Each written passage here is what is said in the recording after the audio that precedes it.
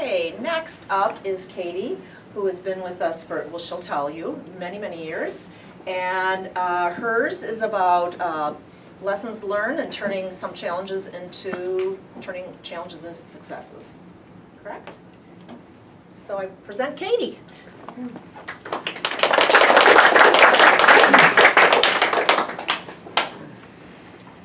little nervous. Okay, hi. Today I want to talk about the factors that made my achievements possible. In the process, I want to tell you about several major lessons I have taken from living through this process. Can everybody hear me okay? Yeah. Perfect. Great. A little about me. My name is Katie Levin, and I'm the social media specialist here at Aspiritech. I'm in the office every Tuesday and Thursday, and I encourage everyone to follow Aspiritech on Facebook, Twitter, Instagram, and YouTube if you have any of those accounts. I can also help anyone find our pages if you're interested. They're also in my signature anytime I send out an email. I was the first woman to be hired at Aspiritech back in late 2010. I actually learned about Aspiritech through a meetup group I started in Evanston in 2006, which was one of the first in the Chicago area for adults with Asperger's.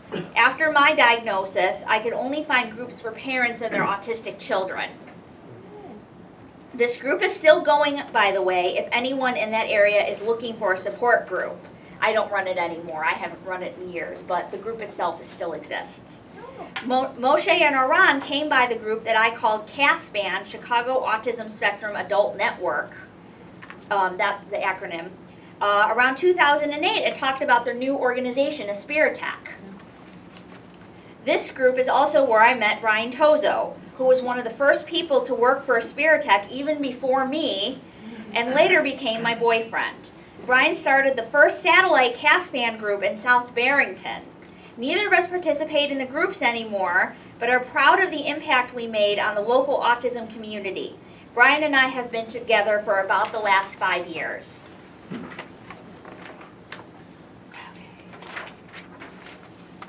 Getting to where I am today wasn't achieved easily. Many steps were a struggle for me. Among the aspects of my life that contributed to my struggle were the early and sudden loss of my father when I was 16, and my mother's numerous mental and physical health problems. She passed away shortly after I started working here. I lost both my parents before turning 35 years old. Also, I was not diagnosed with Asperger's until my late 20s. I'm 42 now. The lack of flexibility in the education systems of schools and colleges, as well as my issues with social skills and anxiety, made my life pretty difficult. Here's what I learned from my challenges. Support is absolutely critical, but can be difficult in a situation like mine. I've learned that support comes in many different forms, including creating a family of support that may not just be blood relatives. Our job is to figure out what forms support comes in, and put those supports to good use to achieve our goals. My paternal grandmother lived to 101 years old. She passed away on New Year's Day 2017 and was my family's closest relative who didn't live with us. She always wanted to hear about what was going on in my life. I learned that family support is a two-way street. Just as my grandmother was one of my supporters, I had to make the effort to reach out to her and devise ways to make that possible. And my friend Celia helped me with that, and she's also here today. And she helped me write this presentation too. The educational system can make or break your process towards achievement. Although it is important for the student or parent to get the school to respond to the student's needs, the school will often say it is the child's job to learn what is being taught in the way it is being taught to them. If the educational system which you are engaged are incapable of responding to your needs, find a different system to engage with.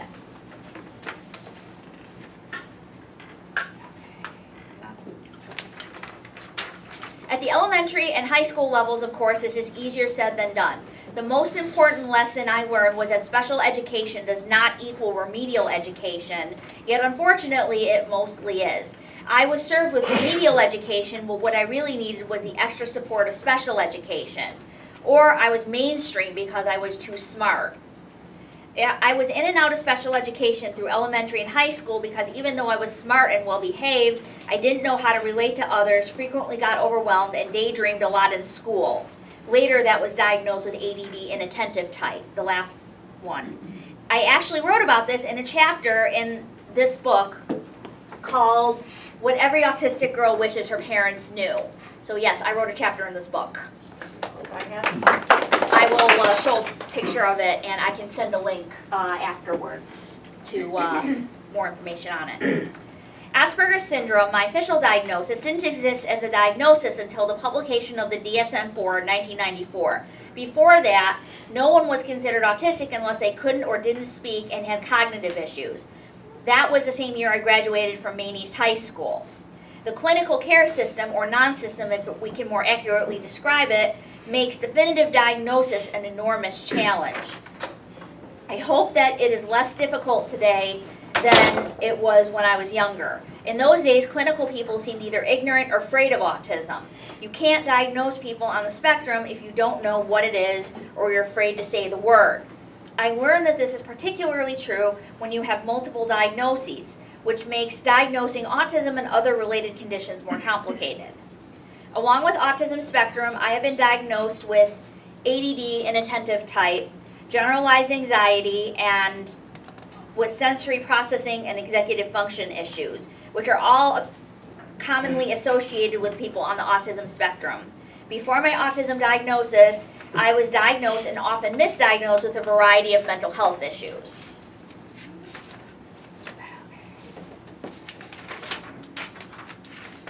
The personal characteristic that best serves many of us on the autism spectrum is perseverance.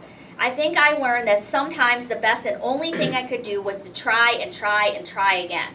Although I grew up in a Reformed Jewish family, my parents didn't send me to Hebrew school as a child, so I chose to earn my bat mitzvah in 2005 at the age of almost 29.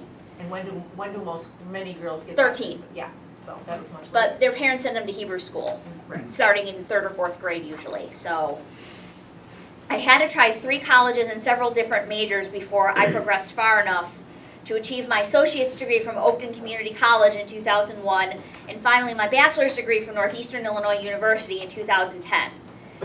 This was true that in my work life, working as a cashier at Walgreens for almost 7 years, most recently, in the last few years, I've been dealing with diagnoses of type 2 diabetes and psoriatic arthritis, both chronic and lifelong health conditions that require medication, major changes in diet, and overall lifestyle. And perseverance is also golden, as anyone can tell you, in finding and maintaining good relationship with friends and partners. I hope I've told you a little about myself, but a lot about what I've learned over the years. And I hope my story resonated with you and maybe inspired you a little bit. I want to do the pictures. I have a few pictures. I'm going to go through them really fast. I'm going to try to go through them really fast. Why really fast? Well, because of time, because we just don't have the time. How many do you have? 12:30. How many do I have? Like maybe 10. Okay. But I'm going to try to go through them as quickly as possible. Where's the file? Where's the, we got this set up before. Okay, here we are. Sorry about this. We tried to get this set up as quickly as possible. Okay, just kind of show, oh, jeez. What do I do? Windows Photo Viewer? Yeah. Okay, so I'm just going to kind of show, and all of these pictures pertain to things that I said in my speech. This is a picture with Michael John Carley. There's Brian and me. This is actually before we dated. And that's from the meetup group. That's when we started the meetup group. Our cast band group became GRASP Chicago, and GRASP is a national network of adult support groups across the country that are run by people on the autism spectrum. So the Evanston group that's still there is now called GRASP Chicago. Grass or grass? GRASP, G-R-A-S-P, Global Regional Asperger's Syndrome Partnership. Okay.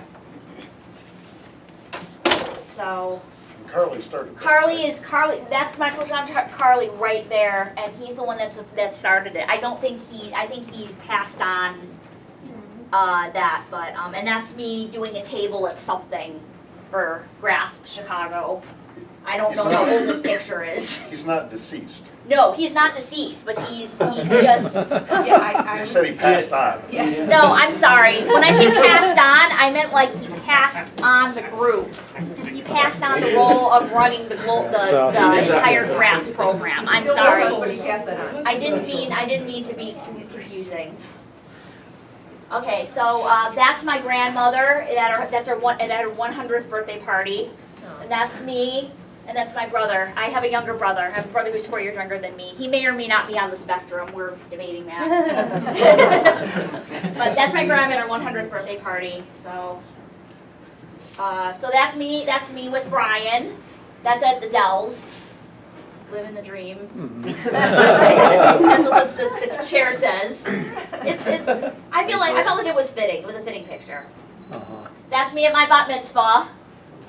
The rabbi's wife, rabbi's husband, excuse me, was very nice enough to take pictures for me at no charge because he knew I was financially strapped. That's my graduation from Northeastern. That's my mom. She passed away less than a year after this picture was taken. So that was May of 2010. And I looked for a job at Aspiritech soon after that. So that's my grandma at her 99th. I just love that picture of my grandma. That's my graduation from Northeastern. That's my parents. That was taken about 1990, so it's about 2 years before my dad died. Looks like Cam. Yeah, it does. Looks like what? Cam's Cam. son. Camp? No, it was actually a family reunion. It was a Yeah, family reunion. That's what the name it tag. looks like No, He said him. this Like me. is- Your dad The looks like person. him. What this Person looks like person Cam, right? right? Oh! I didn't understand what they were saying. Very Okay. Yeah, I thought he said camp. yeah. Oh. So yeah, that was at a family reunion back in about 1990. So I have that picture on my desk. That's like, I think this is the only picture I have of all four of us in one picture. That's my 16th birthday, and so that was the last birthday that I got to celebrate with my dad. That's at Benihana's. This is actually a Polaroid. That's my brother and that's my mom. Can you maximize the window? Can I maximize the window? That is a Yeah, good it's hard question. to see. Where's the photo? Here we go. In the middle, the little Just Cam. photo. There we go. No. No, Just like that? Yeah, that's Close great. enough. Wait, how do I go back? left Page arm. up, page down. Use the arrow, use the arrow. There. Use the wars. Okay, here we go. This works. How's that? Better? There we go. How's that? Very good. Okay. As I said, I know there's a time issue, so I'm trying to be quick. That's okay. And that's a better. You can see the book. That's the book. So, is it on slideshow now? Timer. It's on timer now. Okay then. I guess that's it then. Should I shut it down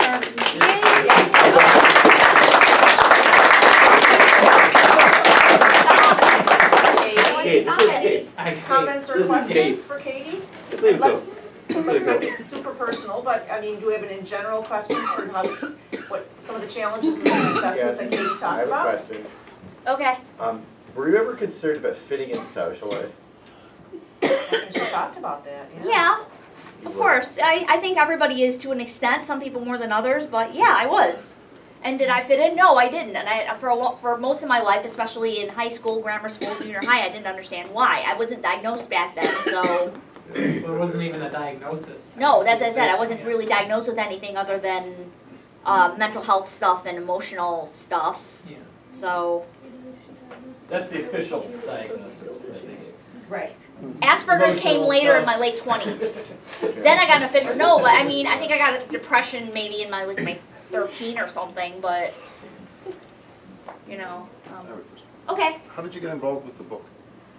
You know, I had met Sharon Davenport, who's the person in charge of Autism Women's Network for us met years ago, and I don't know if it was an email or it was some kind of post that they saw that they were writing a book or something, and I mean, it was so long ago that I started the whole process, but I think they were looking to do a book, and I responded, and I typed up a bunch of stuff, and went back and forth with, that they had an editor, and they went back and forth, and I'm one of many chapters. I mean, I don't know how many chapters are in this book, but, I mean, there's many chapters in this book, so I'm one of many contributors.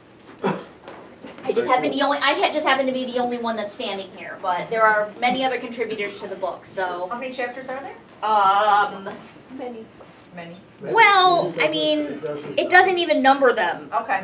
I mean, it has like categories, and then for some categories, there's multiple chapters under it. I have it, it's a really interesting book. So it's actually available on both ebook and as hard copy and paperback, and it's, I believe Amazon might be the only place you can get it. I know you can't get it at Barnes and Nobles or bookstores. I think you have to get it from Amazon.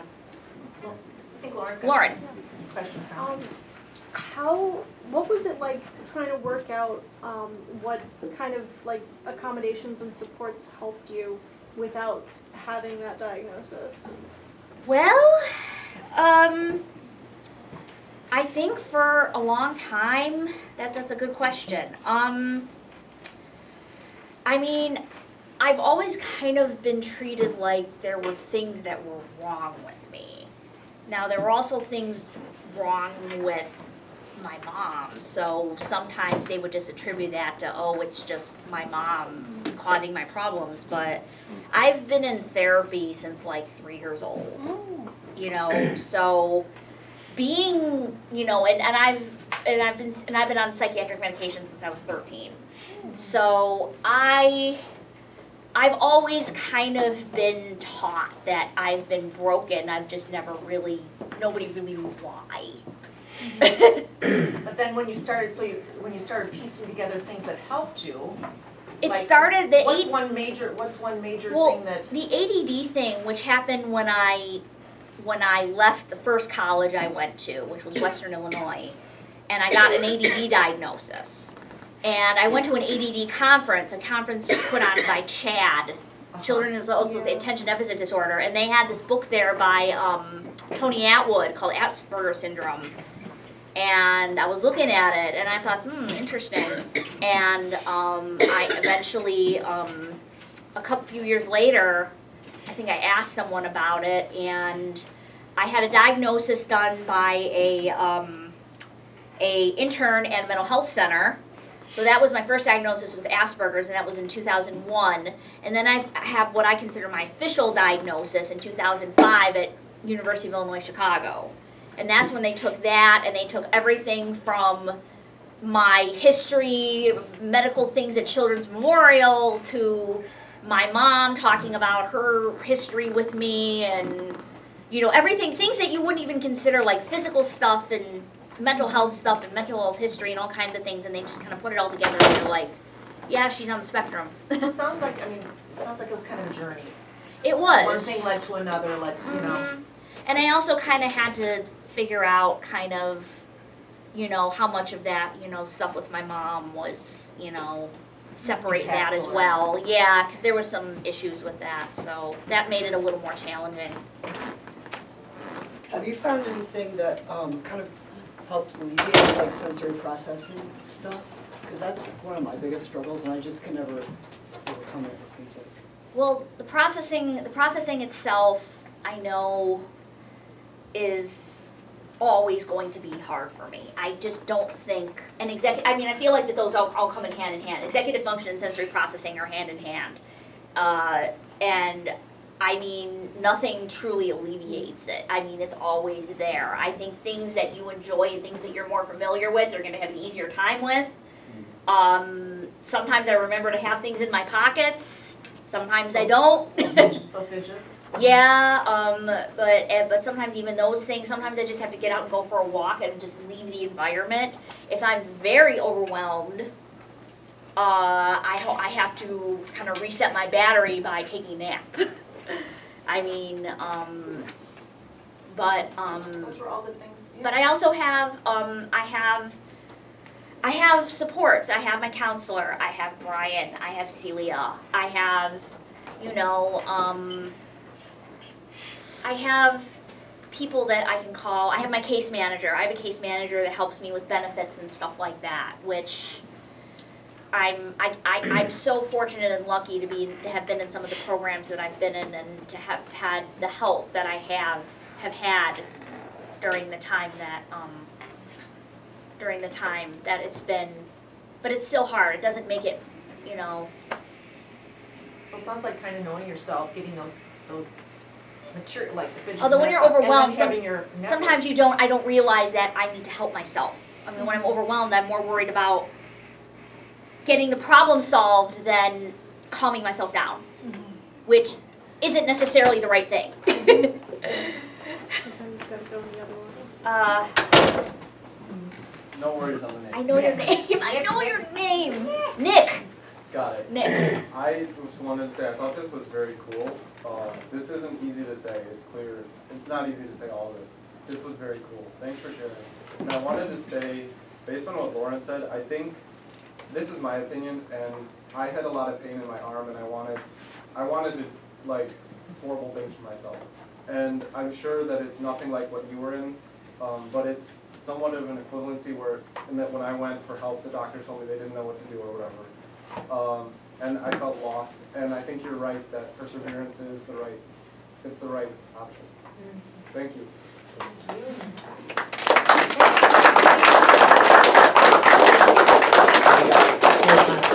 Oh, yeah, we can have one more time. Yeah. Cool. Oh, I was just gonna say, did you wanna talk about, photography and social media, like how you got kind of are into those things, or like why you think you're good at those things? I don't know, I just felt like that kind of. Honestly, the photography thing, I mean, it started back before digital. It started back when I was taking rolls of film to Walgreens and doing 1 hour photo and 3-day photo and stuff like that. I think it honestly kind of started because after my dad died, and then again after my mom died, and like realizing like, oh my God, I wish I had more pictures of my dad. I wish I had more pictures of my mom. It's like now I want to remember like everything. And maybe I took that a little too far. No. But I mean, I think with digital it's a little easier because then you can just like, okay, maybe I don't have to remember everything. But Yeah. I And is that think, how you got into social media too, because there's a lot of photo related. you know, I didn't get on Facebook right away. I wasn't like one of the first people on Facebook. I never had MySpace. I didn't even do MySpace at all. So, you know, Facebook, I think I just started to play around with it, and I think what happened was I was going to Northeastern, and there were some people in some of the in a club or two I was in, posted a picture that I was in, that was in Facebook, and this was like the late 2000, like 2008, 2000, something like that, maybe 2006 even, I don't remember. And so I had to make a Facebook account. I think this is how a lot of people get on Facebook, and or at least it did. And I just kind of started learning more about it on my own. It was never a class. It was never anything that I was formally taught.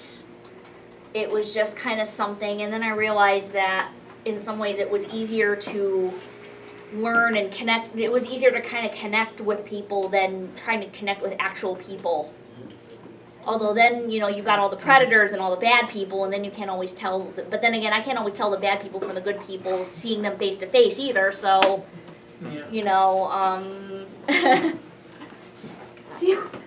I wanted you to address how you think your experience as a woman in this process has been different than it is for many men in the process. Is there something essentially different or unique about being a woman on this? Well, obviously I don't know what it's like to be a man, so I don't think I could say that part. I don't know if I could I can tell you that there is I don't know for sure if the amount of women versus the amount of men, if there's actually less women on the autism spectrum or if just less women are diagnosed. I mean, it could very well be the latter, because women don't appear the same way, but obviously, there is differences. I mean, women are not as recognized. I mean, I think they're being more recognized, but they're definitely not as recognized as being on the spectrum. And when I started the support group, and I was learning about the fact that I was on the spectrum, I started learning more about the spectrum.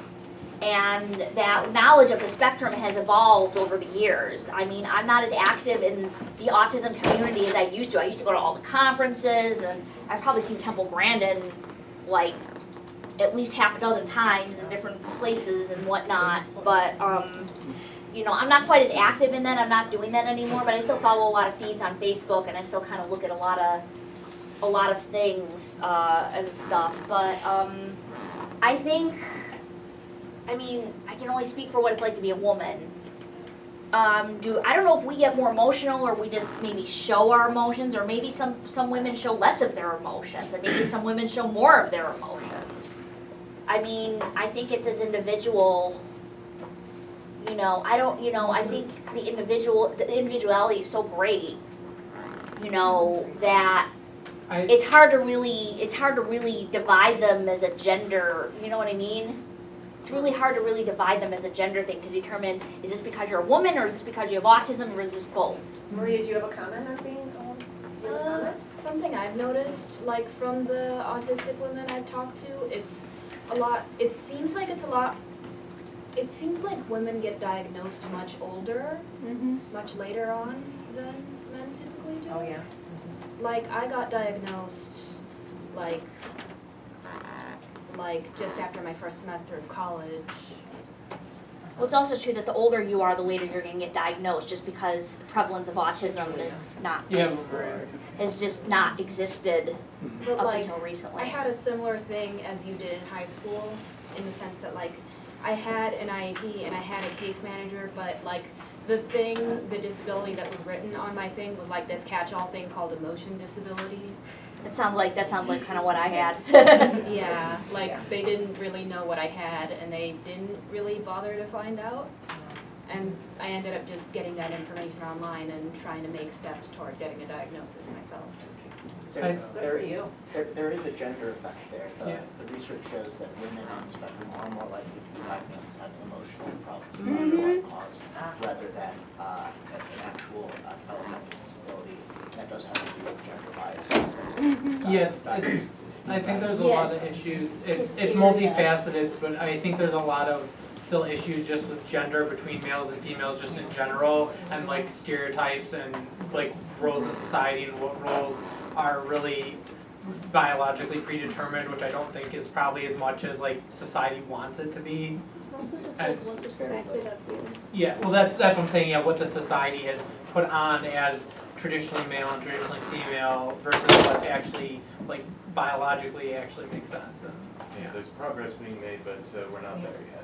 Yeah. Well, isn't it the other side of it too? It's like what isn't Asperger's and autism like that also too has changed over time as well. Like, because you were saying like exactly, like you were saying that it, like the label didn't exist when you were initially having this pattern of testing, so I think that doesn't make anything easier. This isn't in the paper, but technically someone told my mom that I could be autistic when I was like 3 years old. Oh. But because I could talk and because I was smart, I wasn't really autistic. No, but that's what I mean. Oh like, God, I hate that one. But this was in 1979, Oh, yeah. Right. Since then. It was added into, the research was there by Asperger from a long time, but they didn't, the DSM didn't acknowledge it until 1994 that it was like a thing. Right.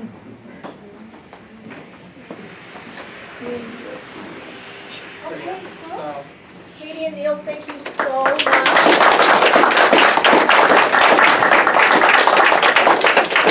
It takes a lot of guts to share, you know, to share your story, to get up here at all. That kind of helps some people. And so, thank you so much. And you all can put this under miscellaneous, those analysts. And thanks for coming.